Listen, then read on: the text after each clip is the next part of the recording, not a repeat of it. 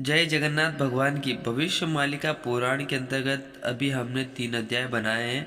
अब चौथा अध्याय बनाने जा रहे हैं। भविष्यमालिका पुराण 2032 से सत्यों की शुरुआत, और ये लिखी है अच्युतानंद दास जी महाराज ने। तो हम अध्याय 4 अभी आपको बता रहे हैं। तो अध्याय 4 क्या है? अध्याय 4 में है कौन कौन से पाप कर्मों द्वारा कलयुग का पतन होगा। तो चतुर्युग गणना के अनुसार कलयुग को 4,32,000 साल भोग होना चाहिए, लेकिन मनुष्य के पाप कर्मों की वजह से युग की आयु क्षय होती है। भविष्य मालिका ग्रंथों के अनुसार जिन 35 पापों के कारण कलयुग की आयु क्षय होने वाली, उनके नाम इस प्रकार हैं। जिस प्रकार जैसे कि कलयुग की आयु 4,32,000 साल थी, और कुछ लोग बोल रहे हैं कि 4,32,000 साल पूरी आयु रहेगी, और भविष्य मालिका का कहना है कि 5,000 साल ही कलयुग की कुल आयु है। बट कोई विश्वास नहीं करता है भविष्य मालिका पर। सभी बोलते हैं 4,32,000 साल कलयुग की आयु है। तो किन किन कारणों की वजह से जो कलयुग की आयु में क्षय हो गई है, मतलब तो आपको बताते हैं आयु किस कारण से क्षय हुई है, वो आपको बता देते हैं। जैसे कि फर्स्ट नंबर पे आता है पितृहत्या, दूसरे नंबर पर आता है मातृ हत्या, स्त्री हत्या, शिशु हत्या, गो हत्या, ब्रह्म हत्या, भ्रूण हत्या, मातृ हरण, भगिनी हरण, कन्या हरण, भाई की पत्नी का हरण, विधवा स्त्री हरण, परा स्त्री हरण, गर्भवती स्त्री हरण, कुमारी हरण, पशु हरण, भूमि हरण, पराया धन हरण, मलेच्छ वेश धारण, न खाने योग्य खाद्य को खाना, अगम्य से गमन, अति निराश, कुटुंब वैराग्य, मित्र के साथ कपट, विश्वासघात, निम्न जाति के संग प्रीति करना, नग्न स्नान करना, नग्न शयन करना, मिथ्या भाषण, शास्त्रों की निंदा करना, गो चारागाह शमशान भूमि पर कब्जा, माता तुलसी की पूजा न करना, विष्णु प्रतिमा को न पूजना, पिता माता की भक्ति न करना। तो सभी को अब हम विस्तार पूर्वक पढ़ेंगे। तो सबसे पहले हम जान लेते हैं उपयुक्त पाप कर्मों की वजह से कलयुग की आयु क्षय होकर उसे 5,000 साल ही भोग होगा।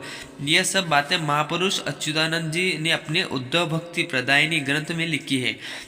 इसमें उद्धव और महाप्रभु श्री कृष्ण के बीच बातचीत होती है, जिसके अंतर्गत कलयुग के अंत के बारे में उद्धव द्वारा पूछे गए सवाल का जवाब देते हुए श्री कृष्ण ने स्पष्ट किया कि यह जो पंक्ति आप देख ही पा रहे हो, अर्थात कलयुग की 4,32,000 साल आयु क्षय होकर उसे सिर्फ 5,000 साल ही भोग होगा।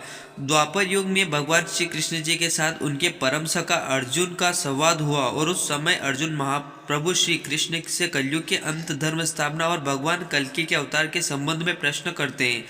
तब भगवान श्री कृष्ण अर्जुन से बहुत सारी लीलाओं का वर्णन करते हैं, और महापुरुष अच्युतानंद महाराज ने उन्हें उन्हीं बातों को 64 पटल नील, सुंदर गीता आदि अपने ग्रंथों में लिखा है।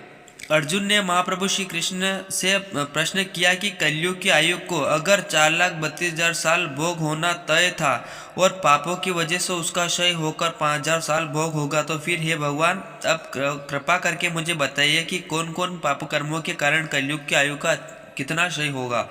तब भगवान श्री कृष्ण विषय मुख्य पापों का पाप कर्मों का वर्णन करते हैं। सबसे पहले आता है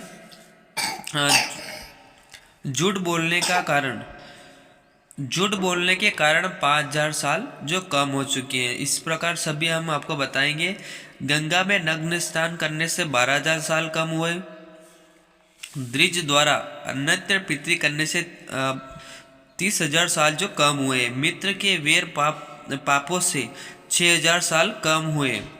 महाविष्णु की प्रतिमा की पूजा न करने से 17,000 साल कम हुए। माता तुलसी देवी की पूजा न करने से 5,000 साल कम हुए। अतिथि की सेवा न करने से 6,000 साल कम हुए। भाई से वेर के पापों से 40,000 साल कम हुए। न खाने योग्य चीज़ों को खाने से 8,000 साल कम हुए। दूसरों का धन हर लेने से 10,000 साल कम हुए। अब सबसे ज़्यादा है गो हत्या के पापों से, यानी कि गो हत्या के कारण जो क्षय हुई है, सबसे ज़्यादा इसी के कारण क्षय हुई है। गो हत्या के पापों से 1,00,000 साल कम हो गए हैं कलयुग के। दान की गलत तरीके से उपयोग करने से 14,000 साल कम हुए। विधवा स्त्रियों के साथ गलत काम करने से 24,000 साल कम हुए। जीव हत्या के पापों से 11,000 साल कम हुए। जाति धर्म वर्ण के नियम न मानकर प्रीति करने से 12,000 साल कम हुए। भ्रूण हत्या के पापों से 7,000 साल कम हुए। स्त्री हत्या के पापों से 32,000 साल कम हुए। गो चारागाह और शमशान भूमि पर कब्जा करने से 40,000 साल कम हुए। माता का हरण करने के पापों से 5,000 साल कम हुए। विश्वासघात करने के पापों से 40,000 साल कम हुए। पिता माता हत्या और अन्याय पापों से 3,000 साल। इस प्रकार कलयुग की आयु 4,32,000 साल से 4,27,000 साल घटकर मात्र 5,000 साल ही रह जाएगी।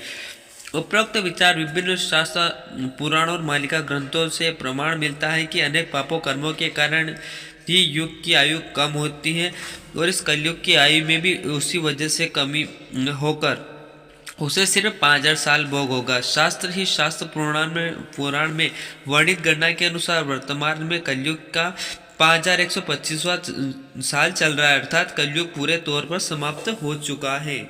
ये जो हमने अध्याय आपको तीसरा बता दिया किन किन पाप कर्मों के कारण जो है कलयुग की आयु कम हो चुकी है। और कुछ लोग विश्वास नहीं कर रहे थे कि कलयुग की आयु तो 4,32,000 साल थी। जब पहले ही हमने भविष्य मालिका का जो वीडियो बनाया था उसमें हमने बताया था इसमें कलयुग की आयु 5,000 साल ही रह गई थी। पर कुछ लोगों ने कमेंट भी किया है कि नहीं 4,32,000 साल ही हैं। अब कुछ स्पष्ट रूप से पूरा सुन लो, उसको पूरा ज्ञान ले लो, उसके बाद ही वीडियो बनाना। तो इस प्रकार फिर हमने अध्याय 4 में कलयुग के पतन होने का कारण मैंने आपको बताए हैं कि किस कारण से कलयुग की 4,32,000 साल भोग आयु से केवल 5,000 साल ही रह गई है, किस कारण से कलयुग की आयु क्षय हो रही है। तो इस तरह से हमने आपको बताया है कि पितृहत्या मातृहत्या स्त्री हत्या, इस तरह से हमने 35 तरह से आपको बताया कि विष्णु प्रतिमा को पूजा न करना, गोहत्या, इस तरह से आपको बताया और किन किन कारणों से ये हुआ है। उसके बाद हम आपको फिर अध्याय 5 में ले जाएंगे। अध्याय 5 में भी बहुत है कि धर्म स्थापना के लिए भगवान विष्णु के दशावर कहाँ आएंगे, भगवान कहाँ नहीं आएंगे, कौन कौन बचेगा और क्या क्या किया था भगवान विष्णु ने क्या क्या किया था और कौन कौन से, ये देखिएगा कौन कौन से उन्होंने अवतार लिए और कौन कौन से भी बाकी हैं। और ये देखिए नरसिंह अवतार भी इनमें दिया हुआ है। उसके बाद फिर अध्याय अगर हम छठा में देखेंगे तो अध्याय छठे में बहुत ही खतरनाक लिख रखा है। उसमें सब कुछ लिख रखा है कि किस कारण से क्या हुआ है, किस कारण से क्या नहीं हुआ है। उस तरह से हम आपको ले जाएंगे। यह भगवान श्री कल्कि का अवतार का चित्रण भी दिया गया है यहाँ पे। और जैसे हम अध्याय 6 में आपको ले जा रहे हैं तो अध्याय 6 में और होगा कि कलयुग का अंत होने के लक्षण, कलयुग में अंत होने के लक्षण। जैसे कि हम आपको थोड़ा सा बता दें कि कहीं कहीं हम देख ही पा रहे हैं भाई बहन के बीच शादी होगी, नहीं हम देख ही पा रहे हैं कि ऐसा हो रहा है। ये भी देख पा रहे हैं संसार में गर्भपात और भ्रूण हत्या के पाप बड़ी संख्या में बढ़ जाएंगे। ये भी अभी काफ़ी देखने को मिल रहे हैं। और बहुत सारे कुछ कर रहे हैं। और सबसे बड़ी बात ये पुरुष भी स्थान प्रसव करेंगे, ये भी अब हमको देखने को मिल रहा है। ये सबसे बड़ी बात। एक और ये 46वां नंबर पे लिख रखा है बालक बालिकाएं गुप्त में गर्भ नष्ट करेगी। यह भी काफ़ी देखने को मिल रहा है और काफ़ी संख्या में लोग इसको जो बालक बालिकाएं कर रहे हैं। और प्रकृति में पंचभूत में आने वाले परिवर्तन भी इसमें काफ़ी देखने को मिलेगी। और जैसे कि इसमें 10वें नंबर पर लिख रखा है गौमाता की अकाल मृत्यु होगी। जैसे कि लंपी वायरस के कारण गौमाता की ये अकाल मृत्यु भी हो गई है। इस तरह से बहुत सारे इसमें लिख रखे हैं। दिन में शेयर कराएंगे, बड़े जंगलों में लगेगी आग, कहाँ कहाँ नहीं लगेगी, कहाँ कहाँ क्या होगा। इस तरह से अध्याय 6 में भी आपको देखना है। इस तरह से कुल अध्याय इसके 11 अध्याय है, तो 11 अध्याय आपको सही तरह से आपको देखना है। और भविष्य मालिका में जो भी लिखा है स्पष्ट रूप से लिखा है, हम अपनी ओर से बोलकर नहीं बता रहे कि अब ऐसा होने वाला है, ऐसा होने वाला है। जो भी लिखा है इस भविष्य मालिका पुराण में लिखा है ये हम आपको बता रहे हैं।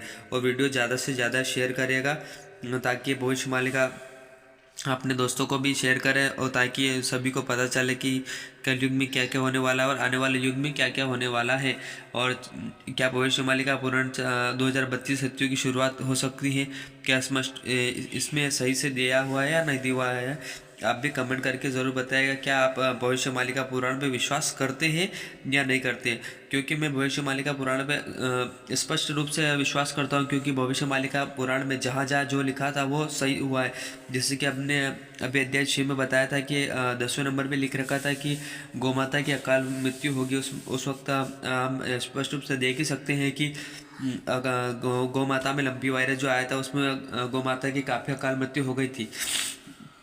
इसमें बहुत सारे में लिखा हुआ तीसरा विश्व युद्ध, इस तरह से बहुत कुछ लिखा हुआ है। तीसरा विश्व युद्ध भी लिखा हुआ है, इस तरह में हम आपको बताएंगे। देखना यहाँ पे हम लिखा हुआ है तीसरा विश्व युद्ध प्रस्तावना में लिखा हुआ होगा, ये देखना। तृतीय विश्व युद्ध भी लिख रखा है इसमें, ये भी होने वाला है। भूकंप, प्रलय और जल प्रलय, अग्नि प्रलय भी हमको काफ़ी देखने को मिल रहा है। जैसे कि अभी मध्य प्रदेश के हरदा में पटाखा फैक्ट्री में भी लगी आग थी, उस तरह से हमें काफ़ी जो इसमें लिखा है वो काफ़ी सही दिख रहा है।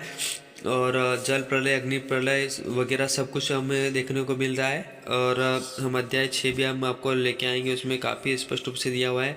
अभी हम अध्याय आपको 4 बताया, उस तरह से हम आपको अध्याय 11 ही बताएंगे। तब तक के लिए जय जगन्नाथ भगवान की। वीडियो ज़्यादा से ज़्यादा शेयर करिएगा। धन्यवाद।